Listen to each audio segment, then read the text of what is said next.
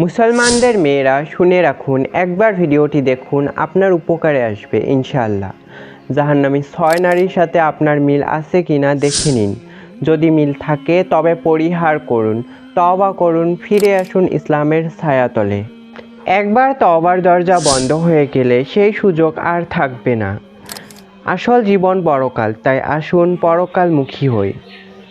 একবার আলী রাদিয়াল্লাহু আনহু ও ফাতেমা রাদিয়াল্লাহু আনহা নবীজি সাল্লাল্লাহু আলাইহি ওয়াসাল্লামের সাথে দেখা করতে আসেন এবং এসে দেখেন যে নবীজি সাল্লাল্লাহু আলাইহি ওয়াসাল্লাম একাকী বসে কাঁদছেন। আলী রাদিয়াল্লাহু আনহু বলেন, ইয়া রাসূলুল্লাহ, আমার পিতামাতা আপনার জন্য কোরবান হোক, আপনি কাঁদছেন কেন? নবীজি সাল্লাল্লাহু আলাইহি ওয়াসাল্লাম তখন জানালেন যে মিরাজের রাত্রিতে আমি আমার উম্মতের নারীদেরকে জাহান্নামের ভয়ানক আযাবে গ্রেফতার দেখতে পেয়েছি। তারপর নবীজি সাল্লাল্লাহু আলাইহি ওয়াসাল্লাম নারীদের শাস্তির বর্ণনা করলেন। লম্বা হাদিস। ফাতেমা রাদিয়াল্লাহু আনহা তাদের গুনাহ সম্পর্কে জানতে চাইলেন। নবীজি সাল্লাল্লাহু আলাইহি ওয়াসাল্লাম বলেন, তারা হলো: নাম্বার 1, ওই নারী যে মাথার চুল খুলে বেপরদা হয়ে ঘর থেকে বের হয়।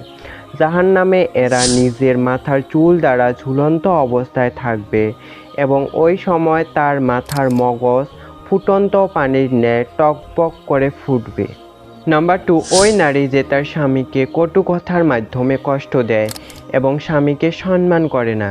এরা স্বীয় জিহ্বায় ঝুলন্ত অবস্থায় থাকবে, অর্থাৎ মুখ গহ্বর থেকে জিহ্বা টেনে বের করে সমস্ত শরীরের ওজন জিহ্বার উপর ছেড়ে দেওয়া হবে। নাম্বার 3, ওই নারী যে বিবাহিত হয়ে পরপুরুষের সাথে সম্পর্ক রাখে।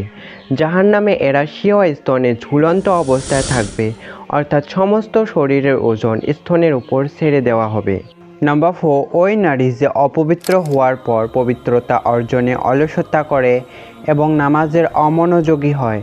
এরা নিজ পথ যুগল বক্ষে এবং হস্তদ্বয় ললাটে আবদ্ধ অবস্থায় জাহান্নামে শাস্তি ভোগ করবে। নাম্বার 5, ওই নারী যে মিথ্যা কথা বলে এবং গীবত করে। জাহান্নামে এদের চেহারা শূকরের মতো ও শরীর গাধার মতো হবে, অসংখ্য সাপ বিচ্ছু দ্বারা বেষ্টিত থাকবে। নাম্বার 6, ওই নারী যে অন্যের সুখ দেখে হিংসা করে এবং উপকার করে খোঁটা দেয়। আল্লাহ, আপনি আমাদের মুসলিম নারীদের হেফাজত করুন।